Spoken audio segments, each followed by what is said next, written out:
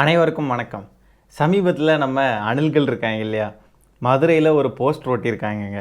என்ன போஸ்டர் அப்படின்னு பார்த்தீங்கன்னா, 1,10,000 வாக்குகள் வித்தியாசத்தில் தமிழக முதல்வர் இதெல்லாமோ போட்டிருக்காங்க.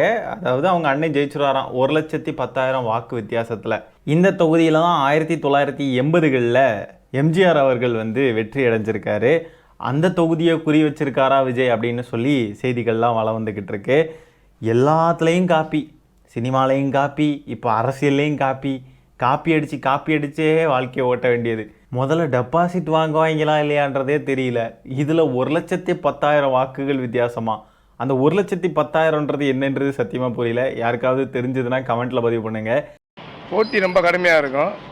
3 பேர் சேர்ந்து போட்டி போட்டாங்கன்னா கண்டிப்பான முறையில் போட்டி ரொம்ப கடுமையாக இருக்கும். ஆனால் விஜய், எங்கள் தமிழக வெற்றி கழக தலைவர் விஜய் அவர்கள் கண்டிப்பாக வெற்றி பெறுவார்.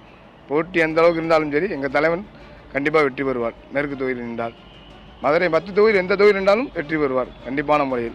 திமுக அதிமுக தாவேகாவுக்கு இடையில் கடுமையான போட்டி நிலவும் அப்படின்ற மாதிரி சொல்கிறாப்புல. அப்புறம் என்னத்துக்கு எங்கள் தலைவர் 1,10,000 வாக்கு வித்தியாசத்தில் ஜெயிச்சிருவாருன்னு சொல்லி குறிட்டிட்டு இருக்கானுங்க. வாக்கு வாங்குறதெல்லாம் ஏதோ யூடியூப் வியூஸ்ன்னு நினச்சிட்டு இருக்காங்க அனில்ஸ்லாம்.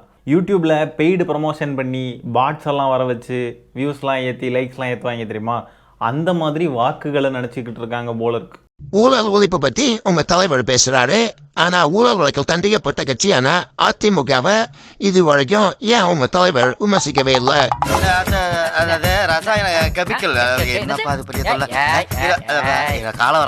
பாஜக ஆரம்பிச்சு தானே தாவேகா கட்சி திமுகவை விமர்சிக்கிறதுல பாதி அளவுக்கு கூட பாஜகவை விமர்சிக்கிறது இல்லையே, ஏன்? சொல்லுவாங்க, சொல்லி இருக்கோம். என் தம்பி எல்லா கேமராவும் ஓடிக்கிட்டு இருக்கு. ஆமா, எல்லாம் தான் ஓடுது. சரி, அடுத்த கேள்வி. நீங்க இத்தனை கட்சி மாறி வந்திருக்கீங்களே, உங்ககிட்ட எந்த கொள்கை இல்லாதனாலதான் உங்களை துரத்தி விட்டாங்களா? வேற ஞாபகப்படுத்திட்டீங்க. நெஞ்சமெல்லாம் பொண்ணா இருக்கு தம்பி. அவ்வளோதான், முடிச்சு விட்டீங்க போக. இதில் வேற இந்த ப்ரெஸ் மீட்டை எடுத்து வச்சு ஆதவ் அர்ஜுனா இத்தனை மணி நேரம் பேசுனாரு, இத்தனை மணி நேரம் ப்ரெஸ் மீட் கொடுத்தாரு, இப்படி எந்த கட்சியிலையுமே யாருமே இந்த மாதிரிலாம் ப்ரெஸ் மீட் கொடுத்தது இல்லைன்னுலாம் உருட்டிட்டு இருக்கானுங்க வித்தியாசமா. இவ்வளவு நாள் விஜய் எங்க போறாரு, எங்க ஷூட்டிங் போறாருன்னு சொல்றது கிடையாது. எந்த அப்டேட் இல்லாம அவரால் போக முடியும். அப்போ நாளைக்கு நான் ஷூட்டிங் போறேன்னு முன்கூட்டியே சொல்லி அங்க எதிர்பாராத ஒரு ரோட் ஷோ நடக்கணும் அப்படின்னு திட்டமிட்டது தானே? இல்ல, இன்ஃபர்மேஷன் முன்னாடி ஒரு நடிகரா இருக்கும் பொழுது இன்ஃபர்மேஷன் பாஸ் ஆகாது. ஆனால் இவர் போற விஷயம் யாரால லீக் பண்ணப்படும்? திமுகவுடைய இன்டெலிஜென்ஸ் மூலமா லீக் பண்ணப்படுது. அவ்வளவுதான். டிக்கெட் புக் பண்ண உடனே இவர் வராரு, இவருக்கு என்ன அந்த லீக் வெளியே வர்றது, அவ்வளவுதான். இப்ப நாங்க ஐயோ இவர் வராருன்னு பேனர் அடிச்சு ஒட்டல. நீங்க போறத இன்டெலிஜென்ஸ் லீக் பண்ணிட்டாங்கன்னு சொல்றீங்க. இன்னமும் நான் சொல்லக்கூடாது, போஸ்ட் ப்ரொடக்ஷன் வேலை நடந்துட்டு இருக்கு. சென்னையில அவர் எங்க வராரு போறாரு, அந்த ஷூட்டிங் முடிச்சு இன்னமும் போயிட்டு இருக்கு. ஏன் அதை இன்னமும் இன்டெலிஜென்ஸ் அதை மட்டும் பண்ண வேண்டிய அவசியம் என்னவா இருக்கு? அது நீங்க மதுரையில வெளியூர்ல போறாரு, அதை மட்டும் இன்டெலிஜென்ஸ் லீக் பண்ணுது. இப்பவும் விஜய் தனியா இருக்காரு. நீங்க ஒரு குற்றச்சாட்டை சொல்லும் போது அப்ப எல்லாத்தையும் தானே லீக் பண்ணணும். அதை மட்டும் தனியா லீக் பண்ண வேண்டிய அவசியம் என்னவா இருக்கும்? அது அவங்க கிட்ட தான் கேட்கணும். நியாயமான கேள்வி தானேங்க. அது வெளியூருக்கு போகிறப்போ மட்டும் கரெக்டாக திமுகவோட இன்டெலிஜென்ஸ் டீம் லீக் பண்ணி விட்டுட்டாங்களாமா. ஆனால் இவர் சென்னைக்குள்ளே அங்கே இங்கேன்னு போயிட்டு தான் இருப்பார். எப்படியும் நிறைய வேலைகள் நடக்கும்ல அவருடைய இந்த ஜனநாயகன் படத்துக்கு. அப்போ அது ரிலேட்டடாக அவர் இப்போ சென்னைக்குள்ளே அங்கே இங்கேன்னு போயிட்டு வந்துக்கிட்டு தான் இருப்பார். அப்போ அதெல்லாம் யாருமே லீக் பண்ணலையே, ஏன்? சரி, அப்படி திமுகவோட இன்டெலிஜென்ஸ் டீம் இந்த மாதிரிலாம் லீக் பண்ணி விட்டுருவாங்க மற்றவங்களோட இன்ஃபர்மேஷன்ஸை அப்படின்னு சொன்னாக்க, மற்ற கட்சி தலைவர்களுக்கெல்லாம் இந்த மாதிரிலாம் நடந்தது இல்லையே. இப்போ சைமன் செபாஸ்டியன் இங்கே வராப்புல, அவர் அங்கே போகிறாப்புல, இவர் இங்கே வராப்புல அப்படின்ற இன்ஃபர்மேஷன்ஸ்லாம் வெளியில் வந்தது இல்லையே. அது எப்படி விஜய்க்கு மட்டும் வரணும்? சரி, இதெல்லாம் ஒரு பக்கம் இருக்க நண்பர்களே, வேற ஒன்றும் இல்லை. என்னடாச்சுன்னா ஒரு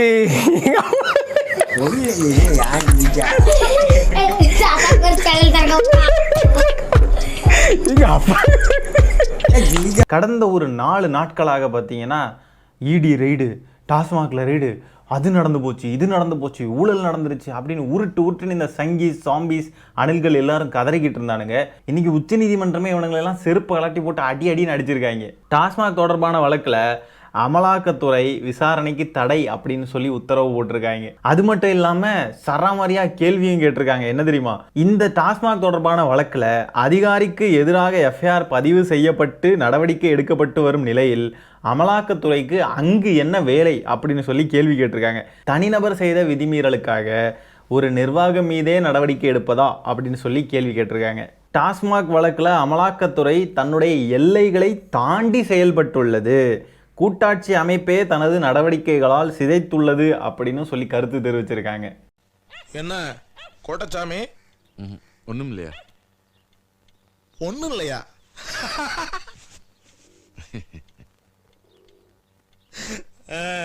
என்ன பழனிசாமி அப்படின்னு கேட்டிருக்கணும். எப்படியாவது ஏதாவது ஒரு ஃபேக்கான நரேட்டிவ்ஸை செட் பண்ணிடணும்ல. இந்த மாதிரிலாம் நியூஸ்ல எல்லாம் வரும், இந்த மாதிரி ரெய்டு, இவங்க வீட்டில் ரெய்டு, திமுக முக்கிய நிர்வாகி வீட்டில் ரெய்டு, உதயநிதியை நெருங்கும் அமலாக்கத்துறை, இப்படின்லாம் வந்து ஏதாவது நியூஸை போட்டு மக்கள் மத்தியில் அதை பற்றியே பேசிக்கிட்டு இருப்பாங்க.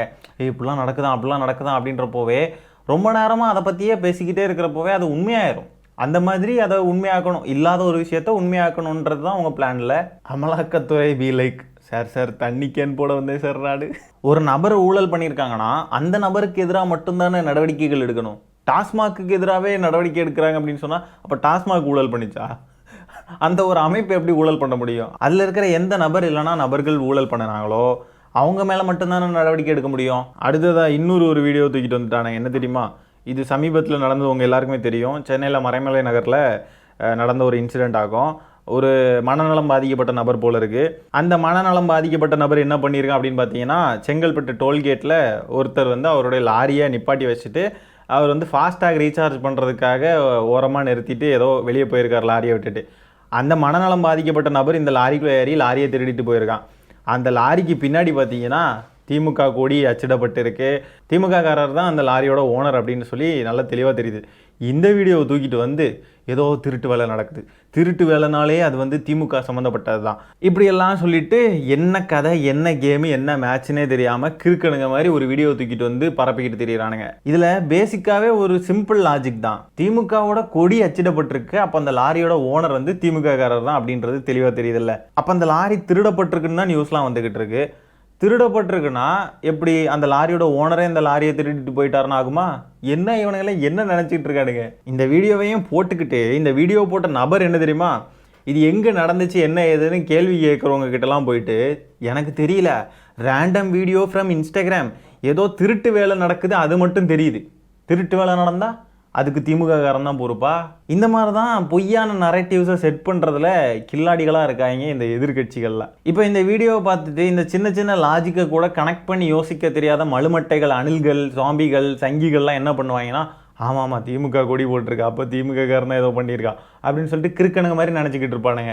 இதுதான் இவங்களுடைய அறிவு, இவங்களுடைய யோசிக்கிற திறன், அறிவாற்றல் எல்லாமே இவ்வளோ தான். சரி மக்களே, இந்த காணொலி நான் அதோட என் பண்ணிக்கிறேன். இந்த வீடியோவில் நம்ம பேசுகிற விஷயங்களை பற்றி உங்களுடைய கருத்துக்கள் என்னன்றதை கமெண்ட்டில் பதிவு பண்ணுங்கள்.